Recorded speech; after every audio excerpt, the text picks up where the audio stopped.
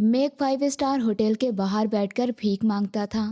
करोड़ों रुपए का एक हीरा किसी ने मेरे पास रखे हुए प्याले में फेंक दिया। कुछ ही देर बाद एक बहुत अमीर आदमी वहां से जा रहा था। हीरा देखकर उसकी आंखें खुली की खुली रह गई और वो एकदम मेरे पास आकर बोला, लगता है तुम बहुत गरीब हो। तुम्हारे पास खाने के लिए भी कुछ नहीं है। मैं तुम्हें कुछ ये पैसे दे रहा हूँ, ये तुम रख लो। और ये जो तुम्हारे प्याली में कांच का टुकड़ा पड़ा है, इसे मुझे दे दो। मगर मैंने उसे हीरे को अपने हाथ से पकड़ा और उसे आदमी को देने से मना कर दिया। ये दुनिया बहुत बड़ी है और इसमें तरह तरह के लोग रहते हैं। कुछ लोग बहुत अमीर होते हैं, जिनके पास किसी चीज़ की कोई कमी नहीं होती है और अपनी ज़िंदगी को सुकून से गुजारते हैं। पहनने के लिए अच्छे कपड़े और खाने के लिए मज़ेदार खाने और रहने के लिए बड़े बड़े घर होते हैं। और कुछ लोग इतने गरीब होते हैं कि उनके पास एक वक्त की रोटी खाने के भी पैसे नहीं होते और अपनी ज़िंदगी सड़क पर रहकर गुजारते हैं। इस बड़े शहर में भी बिल्कुल ऐसा ही हाल था। इस शहर में इतनी बड़ी बड़ी इमारतें थीं, उन्हें देखकर ऐसा लगता था जैसे वो आसमान तक जाती हो। ये बड़ी बड़ी इमारतें उन लोगों की थी जिनके पास बहुत सारा पैसा था और उन लोगों को अपने पैसे का बहुत गुरूर था। उस जगह की सड़क बहुत साफ और लंबी चौड़ी थी और वहाँ हर वक्त बहुत बड़ी बड़ी गाड़ियाँ आती जाती रहती थी। और उस जगह ही एक बहुत बड़ा 5 स्टार होटल था। ये 5 स्टार होटल बहुत बड़ा और बहुत अच्छा था। उसकी दीवारें बहुत बड़ी बड़ी और बहुत कीमती पत्थर से बनी हुई थी और जब उन पर सूरज की रोशनी पड़ती थी तो वो और ज़्यादा चमकती थी। उस 5 स्टार होटल का मेन गेट बहुत बड़ा और बहुत ऊंचा था और उस पर बहुत सारी लाइट्स लगी हुई थी जो रात के टाइम जलती थी, तो उस जगह को पूरी तरह रोशन कर देती थी। उस 5 स्टार होटल में से बहुत अच्छे अच्छे खानों की खुशबू आती थी, जिन्हें सुनकर गरीब लोगों के मुंह में पानी आ जाता था। उस होटल के गेट पर 2 गार्ड खड़े रहते और वो गार्ड किसी गरीब को होटल के सामने भी खड़े नहीं होने देते थे। वो सिर्फ अमीर लोगों को अंदर जाने देते थे और उनका स्वागत करते थे। और वहाँ पर अमीर लोग बड़ी बड़ी लंबी लंबी गाड़ियों में आते और जब वो अपनी गाड़ियों से उतरते तो उनके कपड़ों से बहुत अच्छी खुशबू आती और वो इस तरह चलते थे जैसे ये सारी दुनिया उनकी हो और वो इस दुनिया के मालिक। वो किसी गरीब की तरफ आग उठाकर भी नहीं देखते। उस होटल के बाहर काफ़ी रश रहता था और इस 5 स्टार होटल के सामने मैं एक फटी पुरानी चादर बिछाकर बैठ जाता था। मेरे कपड़े बहुत गंदे और बहुत पुराने थे। मेरा नाम अनिल है और मैं एक दिन ऑफिस से घर जा रहा था। रोड क्रॉस करते टाइम मेरा एक्सीडेंट हो गया। उस एक्सीडेंट में मुझे बहुत चोट आई और मेरी दोनों आंखों की रोशनी चली गई। मेरे घर वालों ने इस मुश्किल वक्त में मेरा साथ नहीं दिया और मुझे घर से निकाल दिया। अब तो मुझे कोई नौकरी भी नहीं देता और ना ही मैं कहीं काम कर सकता था। इसीलिए मैं उस 5 स्टार होटल के सामने बैठकर भीख मांगने लगा। मैं अपने हाथ में एक प्याला लेकर बैठा रहता था और मैं उस प्याले को अपने हाथ में दिनों रात पकड़े रहता था। और मैं कभी कभी दूसरे भिखारी की तरह लोगों से ऊंची आवाज़ में भीख नहीं मांगता था और ना ही लोगों के पीछे भागता था। मैं बस अपनी जगह पर बैठा रहता और बस इंतज़ार करता कि कोई रहमदिल इंसान मुझे देखकर थोड़े पैसे दे दे ताकि मैं अपनी भूख मिटा सकूं। मेरी आंखों की रोशनी तो जा चुकी थी, लेकिन मेरे कान बहुत ज़्यादा तेज थे। मैं लोगों के कदमों की आहट से पता लगा लेता था कि कौन जा रहा है। अमीर लोगों के नर्म जूते की और पहरेदारों के जूते की कड़क आवाज़ को बहुत आसानी से पहचान लेता था। जब कोई भी मेरे उस प्याले में पैसों का सिक्का डालता, तो वो जब सिक्का प्याले में डालता था और उसके प्याले में डालते ही जो आवाज़ आती है, उससे पहचान लेता था कि वो सिक्का कितने का है। लोग कहते थे कि मेरी ये खूबी बहुत हैरान करने वाली है, लेकिन मैंने इस बात के बारे में ज़्यादा लोगों को नहीं बता रखा था। मैं बस अपनी असली दुनिया में खोया रहता था। मैं वैसे ही होटल के सामने बैठा हुआ था। मेरी तबीयत खराब हो रही थी। तभी वहां से एक लड़की गुजर कर जा रही थी। उसने मुझे देखा, मेरे पास आई और बोली, लगता है आपकी तबीयत बहुत ज़्यादा ख़राब है, चलिए मैं आपको हॉस्पिटल लेकर चलती हूँ। तो मैंने उससे कहा कि मेरे पास पैसे नहीं हैं। उसने कहा, पैसे की फ़िक्र मत कीजिए, पैसे मैं दे दूँगी, लेकिन आपको इस वक्त डॉक्टर के पास लेकर जाना है। वो मुझे डॉक्टर के पास लेकर चली गई और उसने मेरा इलाज कराया। फिर उसने मुझे उस जगह पर छोड़ दिया। उसने मुझसे पूछा कि आपका क्या नाम है, तो मैंने बताया कि मेरा नाम अनिल है और मैं यही बैठकर भीख मांगता हूँ। उसने कहा, देखने में तो बिल्कुल ठीक लगते हो, तो आप भी क्यों मांगते हो? तो फिर मैंने उसे अपने बारे में सब कुछ बताया। उसने मेरे बारे में सब कुछ सुनकर मुझसे बहुत हमदर्दी जताई और कुछ पैसे देकर चली गई।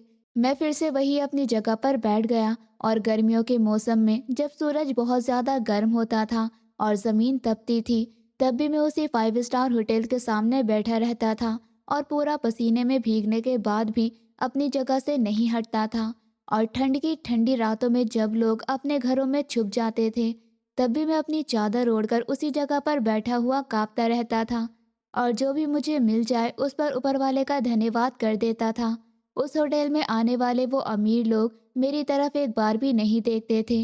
वो अपनी गाड़ियों से उतरकर इस तरह होटल के अंदर चले जाते थे जैसे वहां पर कोई इंसान नहीं बल्कि एक कचरे का ढेर पड़ा हो।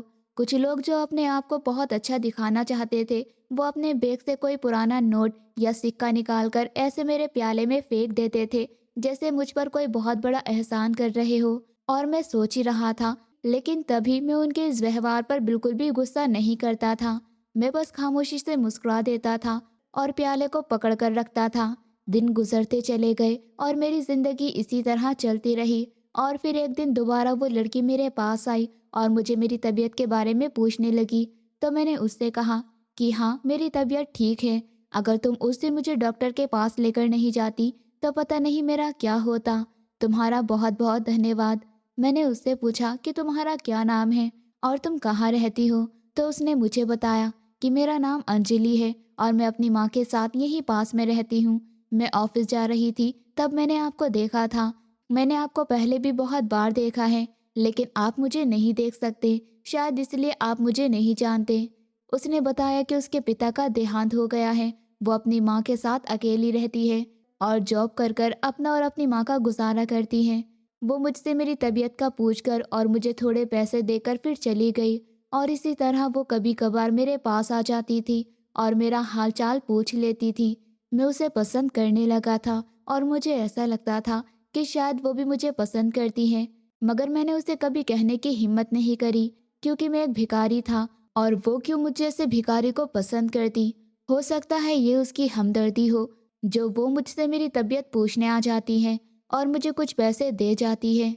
इसी शहर में एक आदमी रहता था जिसका काम चोरी करना था और ये आदमी कोई छोटा मोटा चोर नहीं था, वो एक बहुत बड़ा स्मगलर था। उसका नाम विक्रम था। वो हमेशा इस मौके की तलाश में रहता जहां पर उसे चोरी का माल बेचने पर बहुत ज्यादा पैसे मिलते। उसने शहर के सबसे बड़े और फेमस म्यूजियम को इस बार अपना निशाना बनाया था। वो म्यूजियम एक बहुत बड़े नामी गिरामी आदमी का था और उसमें एक से बढ़कर एक शानदार हीरा था जिसकी कीमत लाखों करोड़ों और अरबों में होती थी। और उस म्यूजियम की सिक्योरिटी के लिए उस म्यूजियम के चप्पे चप्पे पर सिक्योरिटी गार्ड थे। उस स्मगलर ने काफी दिनों तक अपने लोगों से उस म्यूजियम पर नजर रखवाई। उस म्यूजियम में लोग कब तक आते हैं, कब तक जाते हैं और गार्ड्स कहाँ कहाँ खड़े होते हैं, कब चक्कर लगाते हैं। उसने वहां अंदर जाने के सारे रास्तों को अच्छे से छान लिया और ये भी जान लिया कि सबसे कीमती हीरा कहाँ रखा हुआ है। उसकी नज़र उस खास हीरे पर थी। ये हीरा कोई आम हीरा नहीं था, बल्कि ये एक बहुत कीमती हीरा था। उस हीरे की चमक इतनी तेज थी कि उससे कोई देखे तो अपनी आंखों पर हाथ रख ले। उसकी चमक आंखों में चुभती थी और इस हीरे की कीमत करोड़ों रुपए की थी। वो स्मगलर चाहता था कि वो इस हीरे को चुरा ले और बाहर ले जाकर बेच दे, क्योंकि वो जानता था अगर उसने इस हीरे को एक बार बाहर लेकर जाकर बेच दिया तो उसको उसके इतने पैसे मिलेंगे कि वो अपनी आने वाली सारी जिंदगी बहुत सुकून से गुजार सकता था और उसे कभी कोई काम करना नहीं पड़ेगा। वो बाहर दूसरी कंट्री में जाकर शिफ्ट हो जाएगा और अपनी जिंदगी को सुकून से गुजारेगा। उसने एक रात प्लानिंग करी कि आज रात मैं हीरे को चुरा लूंगा। उस रात हवा बहुत तेज चल रही थी और चारों तरफ अंधेरा छा रहा था। उसने काले कलर के कपड़े पहने ताकि उसे कोई पहचान न सके और वो उस म्यूजियम के पिछले गेट के अंदर चला गया। उस म्यूजियम के अंदर जगह जगह खतरा था, लेकिन ये चोर बहुत चालाक था और उसने अपनी चालाकी से हर खतरे को पार किया और वो उस म्यूजियम के बिल्कुल बीचों बीच पहुंच गया जहां वो हीरा रखा हुआ था।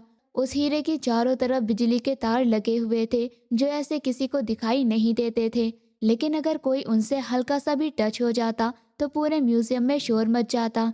और उस इंसान को वही बिजली का झटका लग जाता। उस चोर ने बहुत ही सावधानी से तारों के नीचे से निकलकर उस हायर तक पहुंच गया और वो हीरा चुरा लिया। उसे लगा कि उसने एक बहुत बड़ा काम किया है और अब उसे कोई नहीं पकड़ सकता, लेकिन वो गलत था। जैसे ही उसने वो हीरा उठाया, पूरे म्यूजियम में एक अजीब सा शोर मच गया।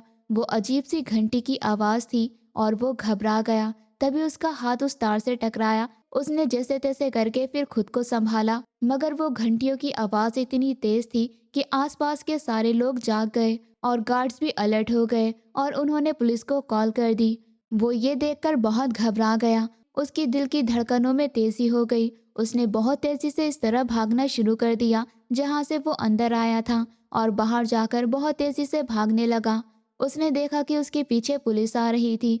वो और तेजी से भागने लगा और उसके दिल की धड़कनें बहुत तेज होने लगी। उसे पता था कि अगर वो पकड़ा गया तो उसकी सारी जिंदगी जेल में गुजरेगी और उसकी सारी मेहनत बेकार हो जाएगी।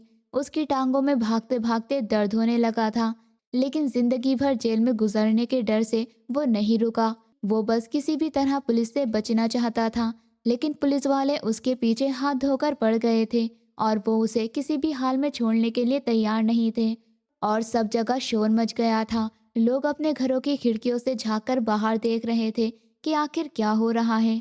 चोर भागते भागते उस 5 स्टार होटल के सामने पहुंच गया। उस टाइम रात बहुत ज़्यादा हो गई थी, लेकिन उस होटल में अभी भी लोगों का आना जाना लगा हुआ था। उस 5 स्टार होटल के अंदर एक बहुत बड़ी पार्टी हो रही थी और मैं अपनी जगह पर उसी तरह चुप बैठा था और मैं अपने कानों से वो सारी आवाज़ सुन ली थी जो मेरी तरफ आ रही थी। मैं ये शोर सुनकर समझ गया था कि कोई बहुत बड़ी बात हो गई है और मैं जानता था कि वो चोर बहुत डरा हुआ है, क्योंकि उसके कदमों की आहट में एक अजीब सी आवाज़ थी। चोर भागता हुआ मेरी तरफ आया। उसने अपने पीछे मुड़कर देखा तो पुलिस की गाड़ी बस थोड़ी ही दूरी पर थी और उनकी गाड़ियों की रोशनी पूरी सड़क पर पड़ रही थी। और अब उस चोर को लगा कि वो बच नहीं सकता। उसने छुपने के लिए इधर उधर देखा, लेकिन उस होटल के आसपास छुपने की कोई जगह नहीं थी। वो बहुत ज़्यादा थक गया था और उसकी सांस फूलने लगी थी। उसने सोचा कि अगर मैं इस हीरे के साथ पकड़ा गया तो उसे बहुत ज़्यादा सख्त सज़ा मिलेगी। उसे कुछ ऐसा करना था कि वो अभी हीरे को छुपा दे और बाद में उसी जगह से आकर वो हीरा ले जाए। वो हीरे के साथ पकड़ा नहीं जाएगा और फिर पुलिस उसे जल्दी छोड़ देगी। उसका दिमाग बहुत तेज़ी से चल रहा था और फिर उसने मुझे देखा। मैं अपनी जगह पर बिल्कुल चुपचाप बैठा था और मेरे हाथ में वही प्याला था। उसके दिमाग में आया कि ये भिखारी तो अंधा है, इसे तो कोई दिखाई नहीं देता। अगर वो ये करोड़ का हीरा उसे प्याले में डाल दे तो भिखारी को पता ही नहीं चलेगा कि उसके प्याले में क्या पड़ा है। भिखारी तो उसे आम सा पत्थर समझेगा और बाद में जब पुलिस चली जाएगी तो वापस आकर वो भिखारी से उस प्याले से हीरा वापस उठा लेगा। ये सोचकर चोर को थोड़ी सी तसल्ली हुई। वो चुपचाप मेरे पास आया। पुलिस वाले उसके पास बस पहुंचने ही वाले थे। उस चोर का वो हाथ जिसमें उसने वो हीरा अपनी पूरी ताकत से पकड़ा हुआ था, उसने आगे बढ़ाया। उसके हाथ बहुत कांप रहे थे और उसके माथे से पसीना टपक रहा था। उस भिखारी के बिल्कुल पास से गुजरते हुए वो कीमती हीरा उसके प्याले में डाल दिया। मेरे प्याले में उस कीमती हीरे की गिरने की हल्की सी आवाज़ हुई। आवाज़ सड़क पर गाड़ियों के हॉर्न की आवाज़ के सामने दब कर रह गई और वहां पर किसी को भी इस बारे में कुछ नहीं पता चला और किसी को इस बात का अंदाज़ा भी नहीं था कि मुझ जैसे मामूली भिखारी के प्याले में वो कीमती करोड़ का हीरा पड़ा है, जिसे पाने के लिए बड़े बड़े बिजनेसमैन और बड़े बड़े अमीर लोग कुछ भी करने के लिए तैयार हो जाते हैं। वो चोर हीरा फेंकने के बाद एक लम्हे के लिए भी वहां नहीं रुका, बल्कि उसने अपने दौड़ने की रफ्तार और तेज कर दी और दूसरी तरफ अंधेरी गली में चला गया। और पुलिस की वो गाड़ियां मेरे पास से एक तूफान की तरह गुजर गई।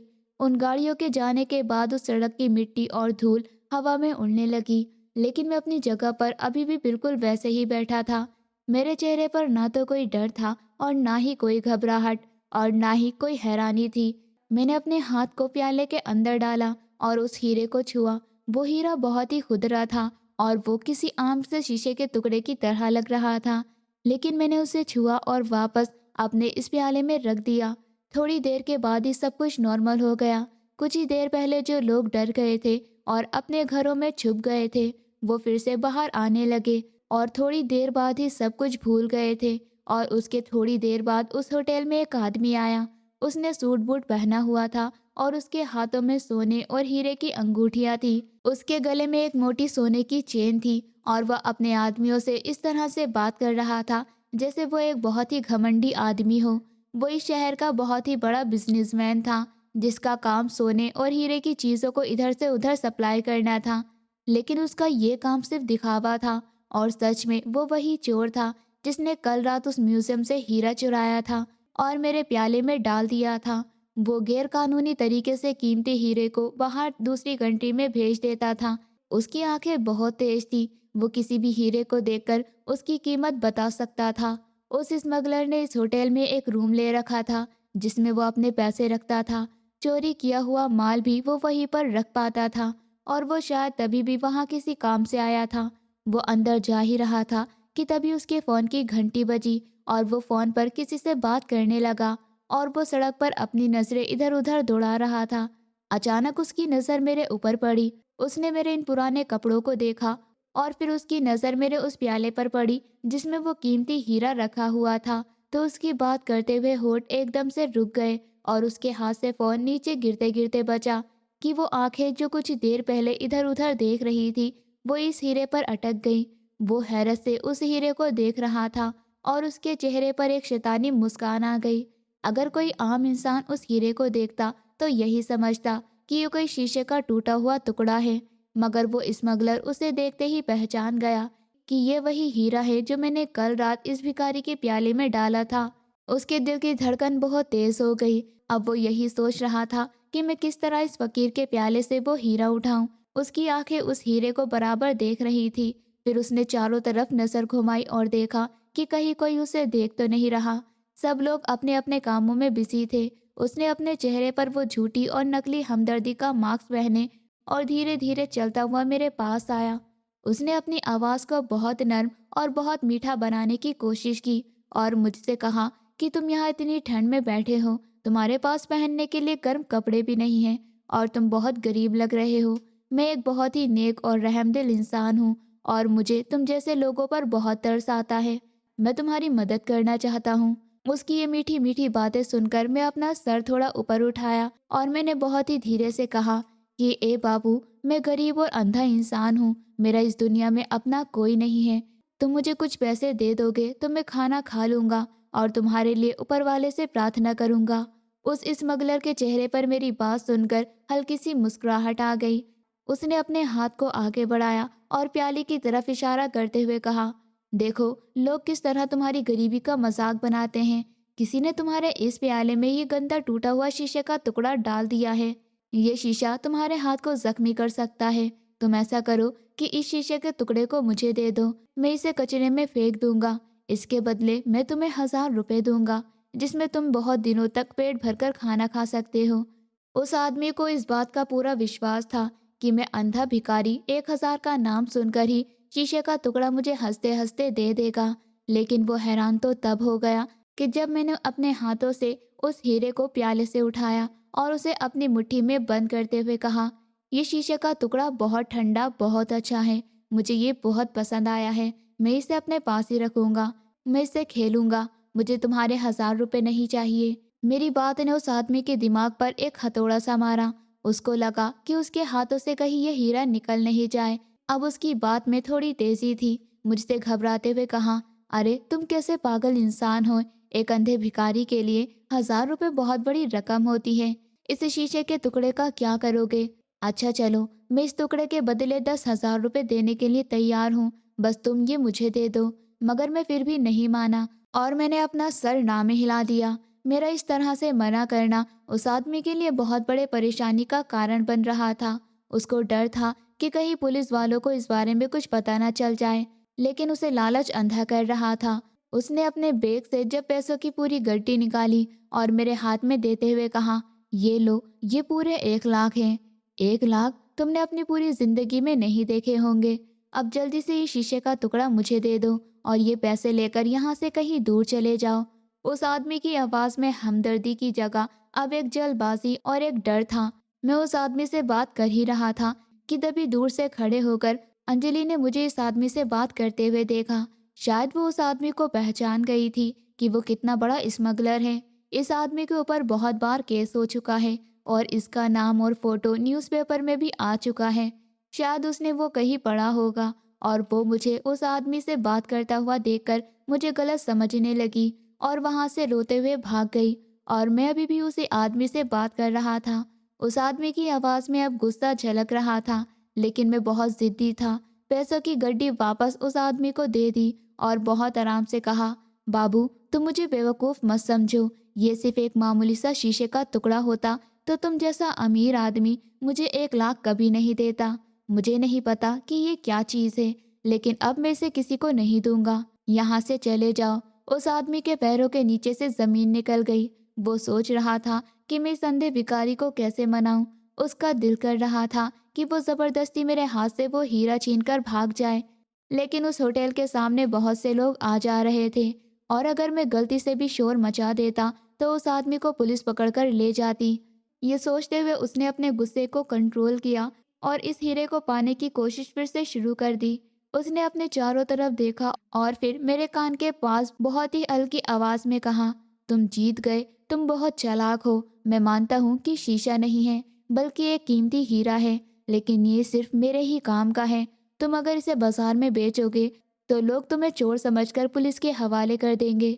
मैं तुम्हें इसके बदले पूरे 1 करोड़ रुपए देता हूँ। 1 करोड़ रुपए, ये बहुत बड़ी रकम है। चलो अब सोचो मत और ये हीरा मुझे दे दो। अगर मेरी जगह कोई मामूली इंसान होता तो उसका दिल खुशी से फट जाता, लेकिन मैं 1 करोड़ की बात सुनकर भी बिल्कुल खामोश बैठा रहा।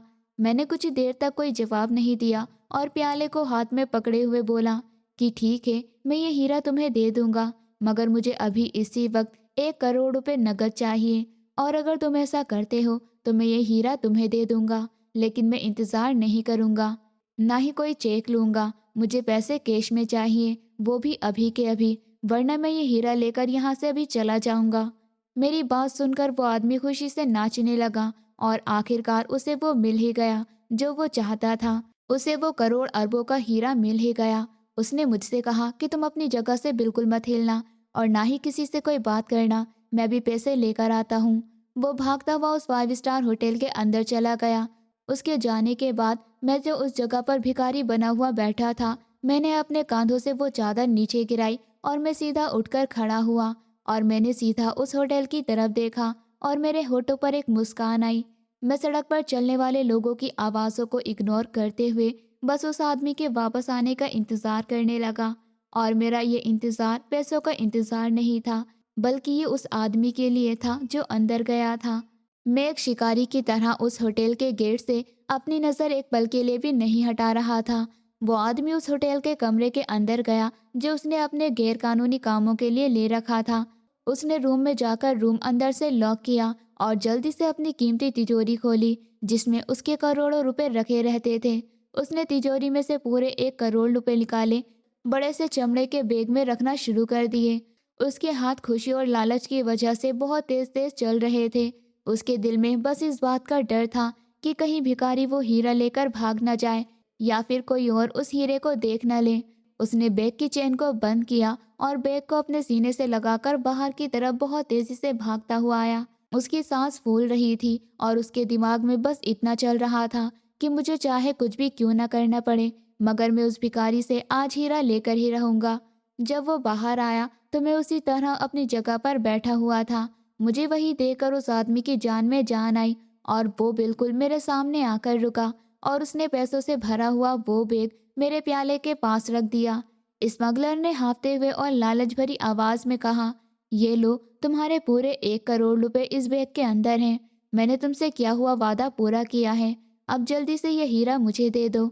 मैंने उस बैग पर अपना हाथ रखा और दूसरा हाथ अपने प्याले में डाला और उस हीरे को उठाया और अपनी मुट्ठी में बंद कर लिया और अपना हाथ उस आदमी की तरफ बढ़ाया। उसने लालच और हपसीपन से मेरे हाथ से वो हीरा छीन लिया। उसे अपनी आंखों के बिल्कुल पास लाकर देखने लगा। उस हीरे को इतने पास से देखते ही उसके चेहरे पर शैतानी मुस्कान आई। वो आसमान की तरफ देखते हुए जोर जोर से हंसने लगा और अपने दिल में सोचने लगा कि आज उसने सब कुछ पीछे छोड़ दिया है और वो इस दुनिया का सबसे बड़ा ताकतवर आदमी बनने वाला है। और मेरी तरफ देखते हुए सोचने लगा कि ये अंधा भिखारी कितना पागल है। इसने सिर्फ कुछ पैसों के लिए ये अरबों का हीरा मुझे दे दिया, लेकिन उसका ये गुरूर, ये खुशी सिर्फ कुछ देर की थी, क्योंकि जैसे ही उस आदमी ने वो हीरा अपनी जेब में रखा और मेरी तरफ से मुड़कर जाने लगा कि तभी उसने देखा कि उसके चारों तरफ पुलिस की गाड़ियां खड़ी थी और पुलिस की पूरी टीम ने उसको चारों तरफ से घेर लिया था। उसे कुछ समझ नहीं आ रहा था कि अचानक ये सब क्या हो रहा है और ये पुलिस वाले यहाँ पर कहाँ से आ गए। वो पुलिस को देखकर डर गया। वो मेरी तरफ वापस मुड़ा। जब उसने मेरी तरफ देखा तो उसका सांस हलक में अटक गया। वो मुझे देखकर सोच रहा था कि ये अंधा गरीब लाचार भिखारी जो थोड़ी देर पहले यहाँ ऐसे बैठा था, वो अब बिल्कुल सीधा खड़ा था। मैंने अपने हाथ से अपने चेहरे पर लगी हुई नकली दाढ़ी को हटाया, वो काला चश्मा हटाया। मेरी वो आंखें जो सबको लगता था कि उनकी रोशनी जा चुकी है, चश्मा हटाते ही वो चमक रही थी। मैं कोई गरीब इंसान नहीं था, बल्कि इस शहर का सबसे ज्यादा ईमानदार और फेमस पुलिस ऑफिसर था। और मुझे मुजरिमों को पकड़ने के लिए अपनी जान पर खेलने की आदत थी। मैंने अपनी गर्दन को सीधा किया और उस स्मगलर की आंखों में आंखें डालते हुए जोर से कहा, मैं ना कोई लालची आदमी, ना कोई अंधा भिखारी हूँ। ये सब एक ड्रामा था जो तुम्हें पकड़ने के लिए रचाया गया था। ये हीरा जो तुमने करोड़ रुपए में मुझसे खरीदा है, ये कोई कीमती हीरा नहीं है, बल्कि ये तो कांच का एक मामूली सा टुकड़ा है।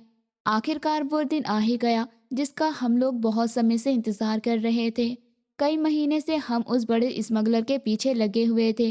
वो बहुत चालाक आदमी था और हर बार पुलिस की पकड़ से बच जाता था। उसे पकड़ने के लिए हमने एक खास योजना बनाई थी। उस योजना के तहत मुझे अपनी असली पहचान छुपानी पड़ी और कई दिनों तक भिखारी बनकर उसके आसपास रहना पड़ा। मैं फटे पुराने कपड़े पहनकर सड़कों पर बैठता था ताकि किसी को मुझ पर शक न हो। लोग मुझे सच में एक भिखारी समझते थे। इसी दौरान मेरी मुलाकात अंजलि से हुई थी। अंजलि बहुत ही सीधी और दिल की साफ लड़की थी। वो मुझे देखकर अक्सर रुक जाती थी और कभी खाना दे देती थी तो कभी दो बातें कर लेती थी। धीरे धीरे हम दोनों के बीच बात होने लगी। वो मुझे एक गरीब भिखारी समझती थी, लेकिन मैं उसे सच नहीं बता सकता था क्योंकि मेरा मिशन बहुत ज़रूरी था। कई दिनों तक हम उस स्मगलर की हर हरकत पर नज़र रखते रहे और आखिरकार एक दिन हमें सही मौका मिल गया। उस दिन हमने उसे चारों तरफ से घेर लिया। पहले तो उसे लगा कि वो फिर से बच जाएगा, लेकिन इस बार उसकी चालाकी काम नहीं आई। हमने उसे वहीं पकड़ लिया और सीधा जेल ले गए। उसके खिलाफ इतने सबूत थे कि वो बच नहीं सकता था। केस कोर्ट में गया और कुछ समय के बाद उसे उम्र भर की सजा हो गई। उस दिन मुझे ऐसा लगा जैसे मेरे दिल से बहुत बड़ा बोझ उतर गया हो। मेरे अफसरों ने मेरी बहुत तारीफ की और मुझे बहुत शाबाशी मिली। कुछ ही समय बाद मेरा प्रमोशन भी हो गया। एक दिन सुबह मैंने अखबार खोला तो देखा कि पहले पन्ने पर मेरी फोटो छपी हुई थी और उसमें लिखा था कि एक पुलिस ऑफिसर ने बड़े स्मगलर को पकड़कर एक बड़ा अपराध खत्म किया है। ये देखकर मुझे खुशी तो हुई, लेकिन उसी समय मुझे अंजलि की याद आ गई। मैं सोचने लगा कि मुझे उससे जाकर सब सच बता देना चाहिए कि मैं कोई भिखारी नहीं था, बल्कि एक पुलिस ऑफिसर हूँ और मैंने ये सब उस स्मगलर को पकड़ने के लिए किया था। लेकिन मेरे मन में डर भी था कि कहीं मुझे वो गलत ना समझ ले। फिर भी मैंने हिम्मत की और उसके घर चला गया, लेकिन वहां पहुंचकर मुझे पता चला कि अंजलि अब वहां नहीं रहती। ये सुनकर मैं बहुत घबरा गया। मैंने आसपास के लोगों से पूछा, लेकिन किसी को ठीक से कुछ पता नहीं था। मैंने उसे शहर की कई जगहों पर ढूंढा जहां वो पहले जाया करती थी, लेकिन वो कहीं नहीं मिली। कई दिन ऐसे ही बीत गए और मेरी चिंता बढ़ती जा रही थी। कई दिनों की तलाश के बाद आखिरकार मुझे पता चला कि अंजलि अब शहर के दूसरे हिस्से में रहती है। ये सुनते ही मेरे दिल की धड़कन तेज हो गई। इतने दिनों से मैं उसी पल का इंतजार कर रहा था जब मैं उससे मिलकर उसे सब सच बता सकूं। मैं बिना देर किए उसी जगह की तरफ चल पड़ा। रास्ते भर मेरे मन में कई तरह के ख्याल चल रहे थे। कभी डर लगता था कि पता नहीं वो मुझे देखकर क्या कहेगी। कभी ये उम्मीद भी जागती थी कि शायद वो मुझे समझ जाएगी। जब मैं उस मोहल्ले में पहुंचा तो वहां का माहौल बिल्कुल शांत था। छोटी छोटी गलियां थी, कुछ बच्चे गली में खेल रहे थे, कुछ लोग अपने घरों के बाहर बैठे हुए बातें कर रहे थे। मैं धीरे धीरे चलते हुए उस घर के सामने पहुंच गया जहां अंजलि रहती थी। मेरा दिल बहुत जोर से धड़क रहा था। ऐसा लग रहा था जैसे मेरी जिंदगी का सबसे बड़ा फैसला इसी दरवाजे के पीछे खड़ा है। कुछ पल मैं वहीं खड़ा रहा और अपने मन को समझाता रहा कि अब पीछे हटने का कोई मतलब नहीं है। आखिरकार मैंने हिम्मत जुटाई और दरवाजे पर दस्तक दी। कुछ पल तक अंदर से कोई आवाज़ नहीं आई। फिर धीरे से दरवाज़ा खुला और सामने अंजलि खड़ी थी। उसे देखते ही जैसे समय एक पल के लिए रुक गया। उसके चेहरे पर वही मासूमियत थी, लेकिन उसकी आंखों में पहले से ज़्यादा गहराई और दर्द दिखाई दे रहा था। उसने मुझे देखा और कुछ पल तक कुछ नहीं बोली। शायद वो भी हैरान थी कि मैं अचानक उसके सामने खड़ा हूँ। मैं भी कुछ पल तक चुप रहा, क्योंकि इतने दिनों बाद उसे देखकर मेरे दिल में बहुत सारी भावनाएं एक साथ उमड़ रही थी। आखिरकार मैंने धीरे से उसका नाम लिया, अंजलि। मेरी आवाज़ सुनकर वो जैसे होश में आई और उसने धीमी आवाज़ में पूछा, तुम यहाँ क्यों आए हो? उसकी आवाज़ में नाराज़गी तो थी, लेकिन उसके पीछे छुपा हुआ दर्द भी साफ महसूस हो रहा था। मैंने धीरे से कहा कि मैं तुमसे मिलने आया हूँ, मुझे तुमसे बहुत ज़रूरी बात करनी है। अंजलि कुछ पल तक मेरी तरफ देखती रही, फिर वो दरवाजे के पास ही खड़ी रही, जैसे वो मेरी बात सुनना चाहती हो, लेकिन अभी भी उसके दिल में कई सवाल थे। मैंने गहरी सांस ली और कहा कि अंजलि, मुझे पता है उस दिन जो तुमने देखा उससे तुम्हें क्या लगा होगा कि मैं गलत इंसान हूँ, लेकिन सच ये है कि वो सब एक मिशन का हिस्सा था। मैं कोई भिखारी नहीं था, मैं एक पुलिस ऑफिसर हूँ और उस खतरनाक स्मगलर को पकड़ने के लिए मुझे भिखारी बनकर रहना पड़ा था।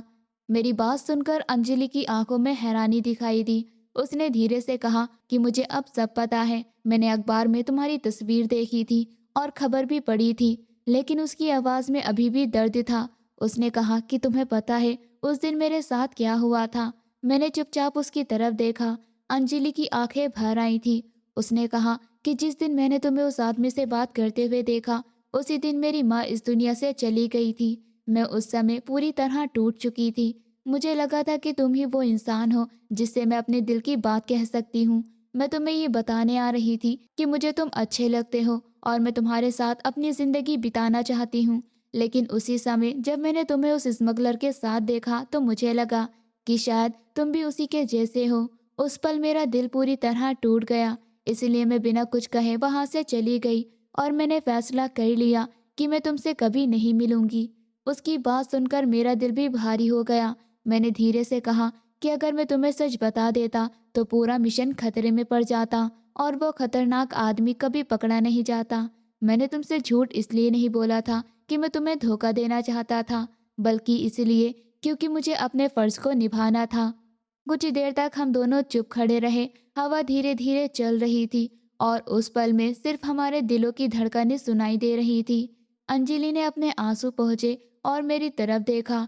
उसके चेहरे पर अब पहले जैसी नाराजगी नहीं थी, शायद वो मेरी बात को समझने लगी थी। मैंने धीरे से कहा कि अंजलि, मैं तुम्हें बहुत दिनों से ढूंढ रहा था, मैं तुम्हें खोना नहीं चाहता था। अगर तुम चाहो तो हम सब कुछ फिर से शुरू कर सकते हैं। अंजलि कुछ देर तक मेरी तरफ देखती रही, फिर उसके चेहरे पर हल्की सी मुस्कान आ गई। उसने धीरे से कहा कि मुझे तुम पर बहुत गुस्सा था, लेकिन सच ये है कि मैंने तुम्हें कभी अपने दिल से निकाला ही नहीं। उसकी ये बात सुनकर मेरे दिल को बहुत सुकून मिला। मैंने हिम्मत करके उससे पूछा कि अंजलि, क्या तुम मेरे साथ अपनी ज़िंदगी बिताना चाहोगी? क्या तुम मुझसे शादी करोगी? ये सुनकर वो कुछ पल के लिए चुप हो गई। उसने नीचे ज़मीन की तरफ देखा, फिर धीरे से मेरी तरफ देखा। उसकी आंखों में अब दर्द की जगह हल्की सी चमक थी। उसने धीरे से कहा कि अगर अब हमारी ज़िंदगी में कोई झूठ नहीं होगा, अगर हम एक दूसरे से हर बात सच्चाई से कहेंगे, तो मैं तैयार हूँ। उसकी ये बात सुनकर मेरे चेहरे पर मुस्कान आ गई। उस पल मुझे ऐसा लगा जैसे मेरी ज़िंदगी की सबसे बड़ी खुशी मुझे मिल गई हो। हम दोनों कुछ देर तक वहीं खड़े रहे और इतने दिनों बाद हमारे दिलों में जो दूरी थी वो धीरे धीरे खत्म होने लगी। समय के साथ हमने अपने परिवार वालों से भी बात की। शुरू में कुछ लोगों को हमारी कहानी अजीब लगी, लेकिन जब सबको सच्चाई पता चली तो सबने हमारे फैसले को स्वीकार कर लिया। कुछ महीनों बाद हमारी शादी की तैयारी शुरू हुई। घर में खुशियों का माहौल बनने लगा, रिश्तेदारों का आना जाना शुरू हो गया। अंजलि के घर में हल्दी और मेहंदी की रस्म हुई। उसकी सहेलियां उसके हाथों में मेहंदी लगा रही थी और सब हंसते हुए गाने गा रहे थे। अंजलि के चेहरे पर हल्की सी शर्म और खुशी दोनों दिखाई दे रही थी। उधर मेरे घर में भी शादी की तैयारी चल रही थी। मेरे दोस्त और रिश्तेदार सब बहुत खुश थे। शादी वाले दिन पूरा घर रोशनी से जगमगा रहा था। हर तरफ सजावट थी, फूलों की खुशबू हवा में फैली हुई थी। जब मैं बारात लेकर पहुंचा तो ढोल की आवाज़ और खुशियों की गूंज हर तरफ सुनाई दे रही थी। अंजलि लाल जोड़े में बहुत सुंदर लग रही थी। जब वो धीरे धीरे मंडप की तरफ आई तो एक पल के लिए मेरी नज़र उससे हट ही नहीं रही थी। ऐसा लग रहा था जैसे मेरी जिंदगी का सबसे खूबसूरत सपना सच हो गया हो। हम दोनों मंडप में बैठे और सबके सामने 7 फेरे लिए। हर फेरे के साथ एक दूसरे से वादा कर रहे थे कि चाहे जिंदगी में कितनी भी मुश्किलें क्यों ना आए, हम हमेशा एक दूसरे का साथ देंगे। जब पंडित ने हमें पति पत्नी घोषित किया तो हमारे परिवार वाले बहुत खुश हो गए। अंजलि की आंखों में खुशी के आंसू थे और मेरे दिल में एक अजीब सा सुकून था कि अब वो हमेशा मेरे साथ है। शादी के बाद जब अंजलि ने मेरे घर में कदम रखा तो सबने उसका बहुत प्यार से स्वागत किया। धीरे धीरे हमारी जिंदगी एक नई शुरुआत के साथ आगे बढ़ने लगी। अब हमारे बीच कोई गलतफहमी नहीं थी, कोई झूठ नहीं था, सिर्फ भरोसा था, समझ थी और सच्चा प्यार था। कभी कभी हम दोनों एक पुराने समय को याद करते थे जब मैं भिखारी बनकर सड़क पर बैठा रहता था और अंजलि मुझे खाना देकर चली जाती थी। हम दोनों उस बात पर मुस्कुरा देते थे और सोचते थे कि किस तरह किस्मत ने हमें एक अजीब लेकिन खूबसूरत तरीके से मिलाया था। समय के साथ हमारा रिश्ता और मजबूत होता गया। अंजलि हमेशा हर मुश्किल समय में मेरे साथ खड़ी रही और मैं भी हर पल उसे खुश रखने की कोशिश करता रहा। और इस तरह हमारी कहानी, जो कभी दर्द, गलतफहमी और दूरी से भरी हुई थी, धीरे धीरे सच्चे प्यार, भरोसे और समझ के साथ एक खुशहाल जिंदगी में बदल गई। और हमें हमेशा एक एहसास दिलाती रही कि अगर दो लोग सच में एक दूसरे से प्यार करते हैं तो चाहे कितनी भी मुश्किलें क्यों ना आए, आखिरकार सच्चाई और भरोसा उन्हें फिर से एक साथ ले ही आता है। किसी भी कहानी का सबसे महत्वपूर्ण हिस्सा उसका मोरल होता है, क्योंकि वही हमें ये सिखाता है कि उस कहानी से हमें क्या सीख लेनी चाहिए। इस कहानी में कई ऐसी बातें हैं जो हमें जीवन के बारे में बहुत गहरी सीख देती हैं। सबसे पहली और सबसे बड़ी सीख ये है कि किसी इंसान को सिर्फ उसके बाहरी रूप को देखकर उसके बारे में फैसला नहीं करना चाहिए। अक्सर हम लोग किसी को उसके कपड़ों, उसकी हालत या उसकी स्थिति को देखकर तुरंत उसके बारे में राय बना लेते हैं, लेकिन कई बार सच्चाई उससे बिल्कुल अलग होती है। इस कहानी में भी पुलिस ऑफिसर ने स्मगलर को पकड़ने के लिए भिखारी का रूप धारण किया था। लोग उसे सच में एक गरीब और असहाय इंसान समझ रहे थे, लेकिन असल में वो एक बहादुर और ईमानदार पुलिस अधिकारी था। इससे हमें ये सीख मिलती है कि हमें कभी भी किसी को उसके कपड़ों या उसकी हालत से नहीं आंकना चाहिए, क्योंकि हर इंसान की असली पहचान उसके दिल और उसके काम से होती है। इस कहानी से हमें यह भी सीख मिलती है कि लालच इंसान को अंधा बना देता है। स्मगलर एक बहुत ही लालची आदमी था। उसने उस हीरे को पाने के लिए हर संभव कोशिश की। पहले उसने झूठी हमदर्दी दिखाई, फिर पैसे का लालच दिया और धीरे धीरे पैसे की रकम बढ़ाता गया। उसका लालच इतना बढ़ गया था कि वो ये भी सोच नहीं पाया कि कहीं ये एक जाल भी हो सकता है। लालच की वजह से उसने अपनी जिम्मेदारी खो दी और आखिर में वही लालच उसकी हार का कारण बन गया। इससे हमें ये सीख मिलती है कि ज्यादा लालच करना हमेशा नुकसान का कारण बनता है कि ज्यादा लालच करना हमेशा नुकसान का कारण बनता है। अगर इंसान संतोष और ईमानदारी से काम करे तो वो हमेशा सही रास्ते पर चलता है, लेकिन लालच इंसान को गलत रास्ते पर ले जाता है और अंत में उससे परेशानी और सजा ही मिलती है। इस कहानी का एक और महत्वपूर्ण मोरल ये है कि सच्चाई और ईमानदारी अंत में हमेशा जीतती है। पुलिस ऑफिसर ने अपने कर्तव्यों को निभाने के लिए बहुत कठिन रास्ता चुना। उसे कई दिनों तक भिखारी बनकर रहना पड़ा, लोगों की नज़रों में एक कमजोर और लाचार इंसान बनकर रहना पड़ा, लेकिन उसने अपने काम को पूरी ईमानदारी और धैर्य के साथ किया। आखिरकार उसकी मेहनत रंग लाई और वो उस खतरनाक स्मगलर को पकड़ने में सफल हो गया। इससे हमें ये सीख मिलती है कि अगर इंसान सच्चाई और ईमानदारी के रास्ते पर चलता है तो उसे देर से ही सही, लेकिन सफलता जरूर मिलती है। इस कहानी में भरोसे और गलतफहमी की भी एक बड़ी सीख छुपी हुई है। अंजलि ने जब पुलिस ऑफिसर को उस स्मगलर से बात करते हुए देखा तो उसने तुरंत ये सोच लिया कि वो भी गलत लोगों के साथ मिला हुआ है। उसने बिना पूरी सच्चाई जाने ही उसके बारे में फैसला कर लिया और उससे दूर चली गई। ये दिखाता है कि कभी कभी अधूरी जानकारी और गलतफहमी हमारे रिश्ते को कमजोर कर देती है। अगर हम किसी के बारे में पूरी सच्चाई जाने बिना ही फैसला कर लेते हैं तो हम अपने ही करीबी लोगों को खो सकते हैं। इसलिए हमें हमेशा किसी भी बात का सच समझने की कोशिश करनी चाहिए और जल्दबाजी में किसी के बारे में गलत राय नहीं बनानी चाहिए। इस कहानी से हमें यह भी सीख मिलती है कि सच्चा प्यार और सच्चे रिश्ते किस समय की कसौटी पर खरे उतरते हैं। भले ही अंजलि और पुलिस ऑफिसर के बीच गलतफहमी हो गई थी और वो कुछ समय के लिए एक दूसरे से दूर हो गए थे, लेकिन अंत में जब सच्चाई सामने आई तो उनका रिश्ता फिर से मजबूत हो गया। ये हमें सिखाता है कि अगर रिश्ते सच्चे होते हैं तो वो समय और परिस्थितियों की परीक्षा को पार कर लेते हैं। सच्चे रिश्तों में भरोसा, समझ और माफ़ी बहुत ज़्यादा ज़रूरी होती है। एक और बड़ी सीख ये है कि कर्तव्य और जिम्मेदारी जीवन में बहुत महत्वपूर्ण होती है। पुलिस ऑफिसर ने अपनी निजी भावनाओं से ज़्यादा अपने कर्तव्य को महत्व दिया। उसने अंजलि को सच्चाई नहीं बताई क्योंकि उसका मिशन बहुत महत्वपूर्ण था। ये दिखाता है कि एक सच्चा और ईमानदार इंसान अपने काम और जिम्मेदारी को बहुत गंभीरता से निभाता है। समाज में ऐसे लोगों की बहुत ज़रूरत होती है जो अपने कर्तव्य को ईमानदारी से निभाए। अंत में इस कहानी का सबसे बड़ा संदेश ये है कि इंसान को हमेशा सच्चाई, ईमानदारी और धैर्य के रास्ते पर चलना चाहिए। लालच, झूठ और जल्दबाजी के लिए गए फैसले हमेशा नुकसान पहुंचाते हैं, जबकि सच्चाई और अच्छाई अंत में जीतती है। हमें किसी के बाहरी रूप को देखकर उसके बारे में फैसला नहीं करना चाहिए और हमेशा पूरी सच्चाई जानने की कोशिश करनी चाहिए। साथ ही हमें अपने रिश्तों में भरोसा और समझ बनाए रखनी चाहिए, क्योंकि यही चीज़ें जीवन को खुशहाल बनाती हैं। यही इस पूरी कहानी का सबसे महत्वपूर्ण और सच्चा मोरल है। दोस्तों, उम्मीद करती हूँ आपको हमारी कहानी पसंद आई होगी। कहानी पसंद आई है तो वीडियो को लाइक करें, चैनल पर नए हैं तो चैनल को सब्सक्राइब करें और हाँ, नोटिफिकेशन बेल को ज़रूर दबाएं ताकि अगली अपडेट सबसे पहले आपको मिले।